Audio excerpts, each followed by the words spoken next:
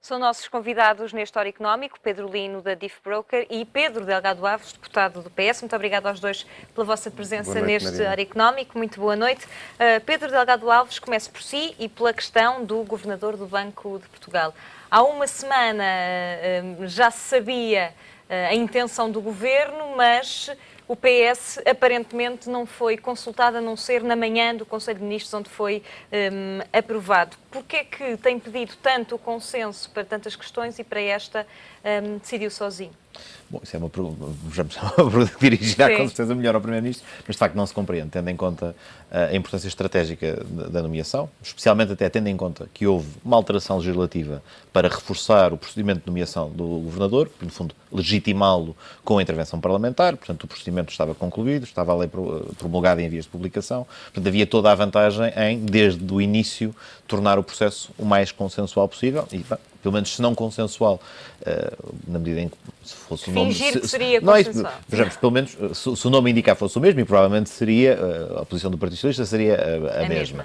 Portanto, consenso não haveria, mas pelo menos não se deixaria de, enfim, proceder de uma forma mais compatível com o Estatuto do Direito à Oposição e mais compatível também com a vontade de chegar a um entendimento. Porque se olharmos para o que foi, quer o resultado da Comissão de Inquérito do BES, quer os próprios trabalhos parlamentares de hoje, porque hoje de manhã, essencialmente, o Parlamento debruçou-se sobre um conjunto de propostas apresentadas por todos os grupos parlamentares, portanto, todos formularam propostas e na fase que se seguirá na especialidade vão continuar a ser todas analisadas no rescaldo do problema do BES, no rescaldo das falhas de supervisão e de regulação que se detectaram, e, portanto, até havia um clima de relativo consenso e de acalmia, se quisermos, da tradicional guerrilha nestas matérias em torno deste assunto, que é a importância para o país de ter as instituições financeiras e os seus reguladores a funcionar, que tem, obviamente, uma componente legislativa, na qual se construiu um consenso, que teve uma componente também de análise profunditória do que é que correu mal, que também foi merecedora de um consenso relativamente invulgar, e não teria ficado mal, até ajudava efetivamente a compor este conjunto, se a atitude em relação ao Governador tivesse sido outra. A posição do PS, de resto, enfim, também se prende, enfim, de reservas à opção por Carlos Costa, tem também a ver com tudo isto e com aquilo que se apurou, quer na Comissão de Inquérito, quer do acompanhamento que se tem feito e da avaliação que se tem feito, especialmente da intervenção ou da tardia intervenção, ou da falta de intervenção em alguns casos. Mas as críticas do PS não ficam um pouco condicionadas por Carlos Costa ter sido nomeado exatamente pelo primeiro governo de José Sócrates? Eu acho que, tendo em conta que Carlos Costa esteve em funções durante 5 anos e, enfim, o final do mandato é um momento de fazer o balanço do mandato e, portanto, havendo dados objetivos até, como digo, reconhecidos consensualmente, ou de forma até alargada, o relator portanto, o relatório final da Comissão de Inquérito, o relator era deputado do PSD, as conclusões foram aprovadas pelo PS, PSD e CDS, portanto nem se trata de uma questão balcanizada ou setoralizada numa oposição partidária, portanto são indicadores objetivos e, portanto, feita essa avaliação, eu acho que o PS pode, enfim, até não tem que reconhecer o erro, nomeámos a pessoa errada há 5 anos. Não é tanto isso. Nomeou-se uma pessoa há 5 anos que tinha o perfil e que continua a ter o perfil adequado para as funções, tem um histórico. Agora, efetivamente, feito o balanço, tendo em conta o histórico desde então, é o momento de concluir, e o PS concluiria no sentido da não recondução do Governador do Banco de Portugal, e portanto não acho que fique condicionado por esse facto, porque há 5 anos de história desde então até agora.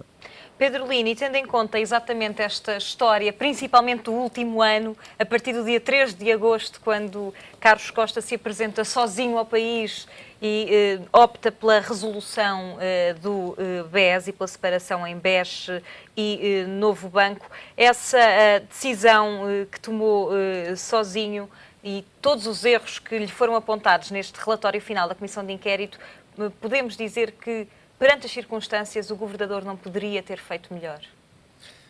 Não sei, vamos ver um pouco a floresta e não só a árvore. De ser quem era. Repara, nós estamos todos a julgar a decisão do último ano e o que aconteceu ao BES, mas eu acho que há que ver o histórico do setor financeiro português. E o histórico do setor financeiro português desde o ano 2000 não tem sido fácil. Desde as fusões de bancos falidos, como era o caso do Banco Mel, que foi comprado pelo Milénio, a absorção do banco, depois o escândalo com o Banco Privado Português, ou melhor, primeiro o BPN, depois o Banco Privado Português, ainda com outro governador, mas tudo isto já eram indicativos que o sistema financeiro português não estava bom em termos de gestão e de solidez e até de supervisão. Por exemplo, a intervenção no BCP com a anuência da Caixa, tudo isso era de conhecimento do supervisor e é óbvio que esses tentáculos passaram também para o BES e foram muito visíveis com a crise financeira. À medida que a liquidez secou, é óbvio que é aquele ditado que se diz, quando a maré baixa é que se vê quem é que está nu e quem é que está vestido. Quem é que está com os calções de banho? E neste caso estava toda a gente nua. Todos andavam a fazer bluff. Por isso, o trabalho deste governador também não é fácil. O senhor é muito bom tecnicamente, mas existe um problema que não é dele, é do funcionamento da supervisão. A supervisão é muito técnica e muitas vezes muito longínqua da realidade. E por ser longínqua, não acompanha a evolução financeira, nem o dia-a-dia das instituições financeiras. Eu, por exemplo, sou mais apologista de uma supervisão mais ativa, não no sentido da multa, porque o problema aqui é que muitas vezes as instituições financeiras têm receio da supervisão, porque a supervisão, às vezes, quando faz uma inspeção, é no intuito da multa. Ou de ver o que é que está mal para passar com efeito de sanção. Aqui, o que eu acho que devia ser alterado na supervisão é uma supervisão mais proativa de acompanhamento, de prevenção e acompanhamento da gestão no dia-a-dia. Eu não tenho nenhum problema que um senhor do Banco de Portugal vá lá de 6 em 6 meses à empresa e verifique se acha que está tudo bem, as atas, até presente num Conselho de Administração. O problema é que existe uma distância muito grande. E o que nós vimos no caso BES são as trocas de cartas e de informações e de e-mails que dão prazos de 7 dias, depois da resposta, existem aqui os chamados prazos dilatórios na Justiça, que no Banco de Portugal também funcionam e na supervisão em geral funcionam da mesma forma, e quem quer enganar a supervisão, não tenham dúvidas, consegue empurrar com a barriga uma administração bem assessorada em advogados, e os bons advogados estão no setor privado, que são pagos a peso de ouro, e toda a gente os conhece, conseguem atrasar muitas vezes o processo. Por isso, este governador também não teve a vida nada facilitada. E depois... Apesar de tudo, eu acho que, eu concordando com a análise em tudo, eu acho que há um fator que diferencia e torna talvez censurável alguma omissão, que é o seguinte: eu acho que, tendo em conta o contexto em que o governador é nomeado, que é precisamente depois do episódio do BPP, depois do episódio do BPN, depois das dificuldades que antecederam o mandato dele, ele não entra propriamente num quadro em que o setor que ele vai regular é uma praia prazenteira, antes entra numa zona de conflito dificultada, minada, que ele, à partida, em relação à qual deveria ter uma abordagem já não tradicional, mais interventiva, precisamente porque havia esse histórico que, de facto, é revelador de um problema estrutural, em que a própria regulação não tem, talvez, os instrumentos adequados. Sim, tem essa abordagem, os próprios... É fácil também aos regulados se furtarem à regulação. Tudo isso é verdade, estou de acordo inteiramente. Agora, no momento em que o governador é nomeado, ele sabia desse cenário e tinha particularmente a obrigação de evitar ou de prevenir ou de ser mais proativo, tendo em conta o histórico relativamente recente. Também dou de barato que se calhar não tinha os instrumentos todos ainda, mas também várias vezes poderia, enfim, ser mais diligente também solicitando esses instrumentos, alterações legislativas, no fundo, repensa, ele de alguma maneira entra depois do momento que nós achávamos que era histórico e único na história do setor financeiro português, que é um pouco o BPN. Mas aparentemente mais histórico do BPN, se quisermos, acabou por ser o BES. Mais simbólico, mais significativo, um terremoto muito maior no sistema financeiro e num player fundamental do sistema que o BPN, apesar de tudo, não era. Sim, mas não se esqueça, eu acho que existem aqui dois fatores. Isso tudo também é verdade, mas a partir do momento em que estivemos sob a intervenção da Troika e o sistema financeiro teve que ser praticamente todo intervencionado, exceto o BES, teve que passar por esse processo que por outros motivos e por conseguir ou não querer ser supervisionado, conseguiu não pedir ajuda da Troika. Mas eu lembro que nessa altura existia uma grande desconfiança sobre o setor financeiro e existiam levantamentos de depósitos. As pessoas tiravam dinheiro dos bancos. E existiu aqui um período de um ano, mais ou menos, quando as taxas de juros no mercado secundário em Portugal chegaram a 20%, que ter dinheiro num banco era um perigo. Por isso, aí a vida dele também não foi facilitada, porque imagino que ele dizia, temos aqui mais um banco com problemas. Bem, isto era pior que a Grécia, saía tudo. Depois, sim, poderia ter sido, eu acho que a resolução devia ter sido mais proativo. Demorou muito tempo. Ali em 2004 demorou muito tempo. Mas podia ter havido atuação e depois, não anunciar, isto é, o que ele pressão poderia ter interna, feito, não é? exatamente. Mas depois ele ia ser acusado de omissão e de não ter... Isto é um pau de dois bicos. Mas depois há outra questão, que eu acho que o governador aí está a ser injustiçado e não tem tido o apoio das pessoas, que é o facto do senhor aparentemente ter sido ameaçado em Angola. E eu acho que não é possível os deputados ou os cidadãos, ou seja quem for, não defenderem uma pessoa que está à frente de uma instituição portuguesa e que vai a Angola e que de repente sai de lá e dizer, pá, por favor, nunca mais me mandem para lá. E que recebeu uma carta 2 dias antes de ter tomado a decisão do Banco Nacional de Angola, que depois acho que estava sob sigilo e não podia revelar, e ele apenas leu uma frase onde o Banco Nacional de Angola comunicou pela primeira vez que esquecessem o crédito presidencial, ou não era o crédito, o aval. A garantia. A garantia. A garantia de Estado. Quer dizer, isto aqui também toda a gente apanha a surpresa, porque em princípio, se me dizem uma coisa, eu vou acreditar na sua palavra, até prova em contrário. A partir do momento em que também o senhor diz, olha, os 3.500 milhões esqueça, e ainda por cima, aparentemente, quando ele foi lá, sofreu umas pressões ou, digamos que, algumas ameaças de qualquer tipo, eu acho que isso é inconcebível em democracia e, por isso, admito que a vida dele não tenha sido nada facilitada e qualquer um de nós, no lugar dele, ou seja, eu também nunca mais, eu queria era sair dali o mais depressa possível, não é? Mas, apesar de tudo, vamos lá ver, é representante do Estado, não é representante do Estado soberano, mas enfim, encontra-se em Angola munido de poder de autoridade num relacionamento institucional entre dois bancos e, portanto,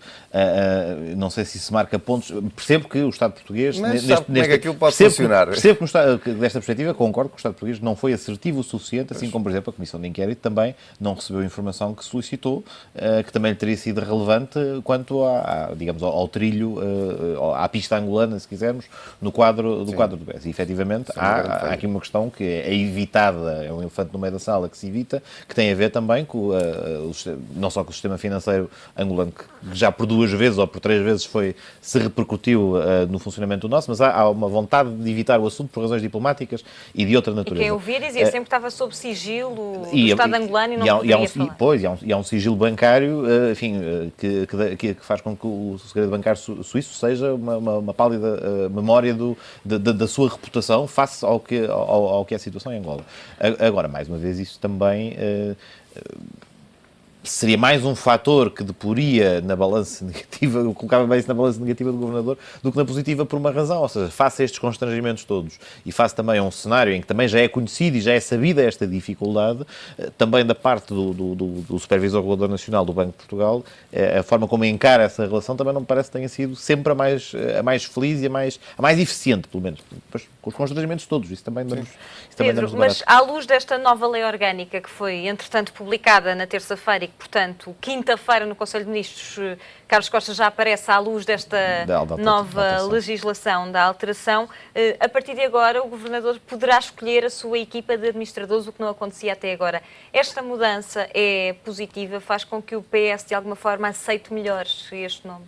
Bom, vamos lá ver, a escolha de quem lidera a instituição e preside a instituição é uma escolha em si mesma, em relação à qual, enfim, o PS já disse o que tinha a dizer, também, há bocadinho o reiterei, ou seja, não altera muito os dados do problema, quanto muito, o facto de agora esta pessoa, que alguém considera que talvez não seja a melhor, poder escolher a equipa toda, não melhora o grau de otimismo com que se encara. Nomeado diretamente pelo Governo, pronto, a questão que se coloca é a seguinte, e o que está subjacente à alteração legislativa e que parece feliz nesse sentido é, bom, se selecionamos alguém para desempenhar estas funções, tem que se lhe dar condições para criar a sua equipa, para mobilizar e motivar aqueles que lhe parecem ser os que vão trabalhar consigo em melhores condições. Portanto, neste sentido, se depois se erra na escolha principal e depois a escolha restante é contaminada por isso, portanto, isso são outros 500, pode acontecer para o bem ou para o mal. Mas em si mesma, analisada abstratamente, sem fulanizar e sem olhar em concreto, é uma medida positiva nesse sentido, que permite, de facto, a construção de um modelo diferente de encarar a liderança do Banco de Portugal. Mas também, enfim, e acho que Portugal talvez não estivesse preparado para esse salto. Recordo que o governador do Banco de Inglaterra é escolhido por concurso público e, portanto, a metodologia pode até apontar para o aparecimento de alguém que nem tem que ser cidadão do Reino Unido. E é precisamente um modelo assente, um modelo que é o caso, eles foram buscar o governador do Canadá. Que é precisamente o caso, e, portanto, um modelo estritamente meritocrático que até, no fundo, evita uma série de dúvidas. Claro que depois pode provocar outras, porque também é que há uma dose de escrutínio que deve existir de um responsável por uma função tão sensível quanto esta. também nos levaria longe sobre qual é o grau de controle que o regulador deve ter, qual é o grau de controle parlamentar que os reguladores devem ter, no fundo, qual a legitimidade para determinadas opções de regulação que podem ter a ver com opções estratégicas para o funcionamento da economia. No fundo, leva-nos filosoficamente muito longe quanto à natureza da regulação e da supervisão. Mas, efetivamente, não há mérito na alteração. Pedro Lino, Paulo Portas disse hoje que esta recondução era o melhor para o processo de venda de novo banco, porque não se muda o vendedor a meio da venda. É também importante os dossiês que ficam pendentes para este segundo mandato. É importante que seja a mesma cara. Os dossiês são importantes, mas o vendedor é o fundo de resolução, que é o mesmo. Quer dizer, aqui o que mudaria, na realidade, não é o vendedor que muda. Eu não iria muito por aí para defender a decisão de manter o Dr. Carlos Costa à frente do Banco de Portugal. Mas a venda de novo banco é o dossiê mais importante que é o dossiê mais importante. Passa agora para o segundo mandato. É certo que o Governador deve ser a pessoa, o interlocutor e quem irá analisar as propostas finais, mas está debaixo do fundo de resolução. Pronto, é certo que é o Governador que tem a última palavra, que estará a analisar e que estará em contacto direto depois com, seja a FOSU, a Bank, quem for. Mas eu não veria aí, esse seria o menor dos problemas. Existe todo um conjunto de problemas que ainda existem para ser resolvidos. O Banif, o Montepio, o Novo Banco, quer dizer, o papel comercial não é só um caso isolado. Sim, e não é só um caso isolado. Se fosse só por isso é que eu digo, eu acho que isso é um pouco infeliz, porque não é só pela questão do fundo de resolução, nem da venda do novo banco. É todo ainda um conjunto de situações que tem que ser resolvida no próximo ano em Portugal e que vai ditar a passagem ainda de alguns grupos para mãos estrangeiras. Pedro, mudamos agora de tema em relação ao crescimento do PIB de 1,5%. A revisão foi muito ligeira, de 0,1%. Como é que olhamos? Continuam a ser boas notícias? É um copo meio cheio ou meio vazio? Porque não chega, supostamente, para Portugal ter um crescimento sustentado, para criar emprego, para atrair investimento. Ainda assim é 1,5% no primeiro trimestre. Bem, nós ainda continuamos 6% abaixo do PIB que tínhamos em 2011. Nós tivemos uma recessão enorme e as famílias agora começam a ter um pouco mais de rendimento disponível, seja pela devolução de 20% dos salários da função pública, seja até o setor privado começa a empregar mais e o nível de emprego começa a subir. As famílias gastam mais. E o que vimos foi que o consumo público, salvo subiu 2,5% ao consumo interno, muito em bens duradouros, mas começa a subir, ou seja, após 3 anos das famílias apertarem o cinto, começaram a subir. O consumo subiu. Qual é o problema? É que muitas vezes o consumo interno está muito virado para as importações. Nós vimos o trimestre anterior, ainda no ano passado, que as importações de automóveis dispararam. E isso desequilibra um pouco a balança comercial. Depois também tivemos agora uma subida do investimento, mas este 1,5% não é sustentável. Eu diria que não é sustentável porque nós não estamos a trabalhar no nosso potencial. Não existe confiança ainda suficiente na economia portuguesa, não existe visibilidade a longo prazo, credibilidade do setor, da política até em Portugal, porque seriam necessários consensos, perceber o que é que as pessoas querem para 2020, 2025, não só um orçamento anual e depois quando existe uma mudança de governo que cria-se ali uma incerteza durante algum tempo que ninguém sabe o que é que vai acontecer às leis fiscais. Por exemplo, do IRC, o PS já disse que se for o governo, irá alterar este mecanismo de redução do IRC para as empresas. Bem, isso é um motivo que se calhar pode preocupar a não algumas empresas e pode não dar o potencial de crescimento em termos do investimento que nós precisamos para sair desta crise e deste marasmo. E depois não podemos também colocar de parte todas as greves que Portugal tem tido. Isto tem sido uma destruição de riqueza, mesmo assim o PIB crescer 1,5%, com os casos do BES, do Novo Banco, da falência do Banco Privado Português ou e do BPN. Depois de tantos casos, Portugal crescer 1,5%, eu sinceramente, o ano passado não pensaria que Portugal conseguisse crescer tanto. Ainda hoje saiu um dado muito interessante, que é negativo, sobre a greve da TAP e os impactos que teve na economia portuguesa. 90 milhões foi o que o setor do turismo perdeu. 90 milhões só no turismo. É meia décima do PIB. A brincar, tudo somado, nós estamos aqui a falar de uma revisão de uma décima. Esta greve só no turismo custou meia décima, metade desta revisão em alta. Ora, no Japão, sabe como é que isto se ouvia? No Japão, Marina, como se ouvia era entregar um sabre às pessoas ao presidente que agora se demitiu não, mas é verdade. Do sindicato do sindicato. Porque é indecente o que foi feito em termos de destruição de riqueza. Isso não foi defender trabalhadores, não foi defender ninguém.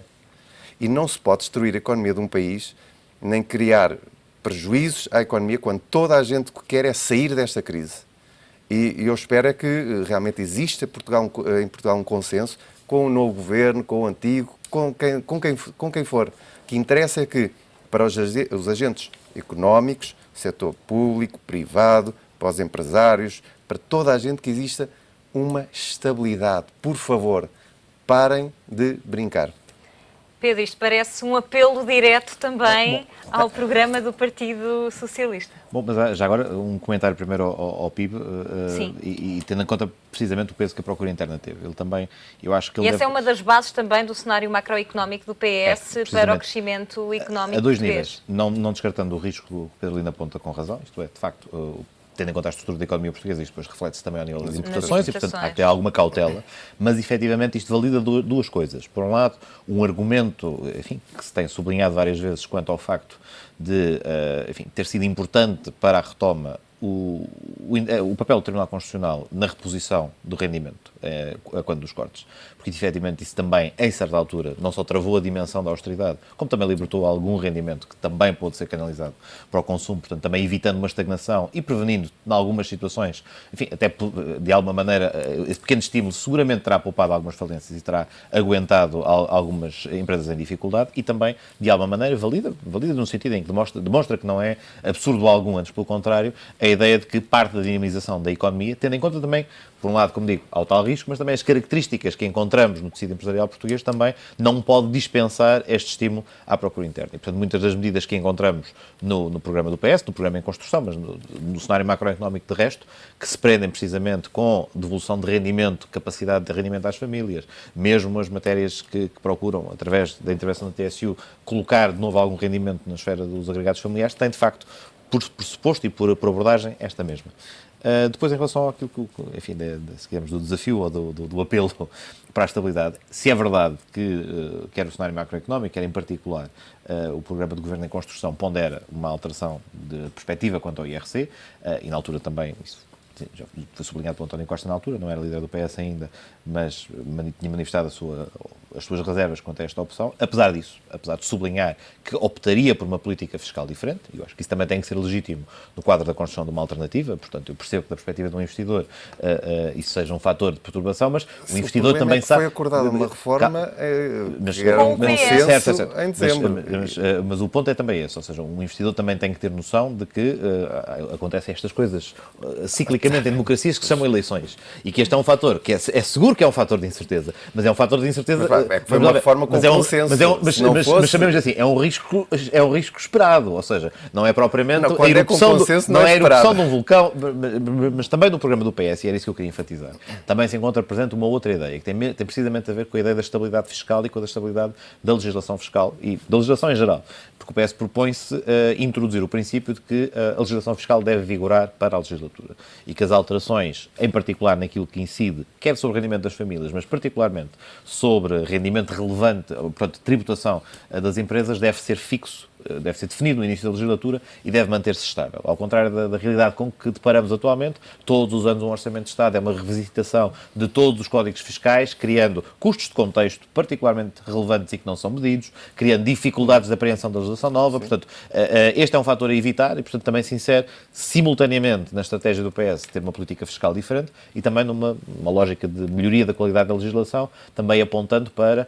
alguma parcimónia na voragem legislativa, isto é, aprovar legislação uma vez por mês em Conselho de Ministros apenas, é uma medida de racionalização que está no programa do PS, procurar evitar ao máximo mudar a legislação fiscal e com impacto nas empresas e tentar, tanto quanto possível, fazer com que exista, à semelhança do que acontece no Reino Unido, datas de entrada em vigor únicas, 2 vezes por ano, para toda a legislação que possa incidir no setor financeiro ou no funcionamento da economia. No fundo, o Reino Unido há muito tempo que adotou esta lógica de que ou a 1 de janeiro ou a 1 de julho é o momento em que se produzem as alterações alterações dos principais códigos da principal legislação, que também dota de maior previsibilidade e segurança e permite também às empresas e aos agentes económicos saber com o que contam, terem tempo para se preparar e, portanto, não estarem sempre perante alguma voragem. É um grande problema que enfrentamos, que é a instabilidade do quadro legislativo, em especial, e aí concordo, do quadro fiscal.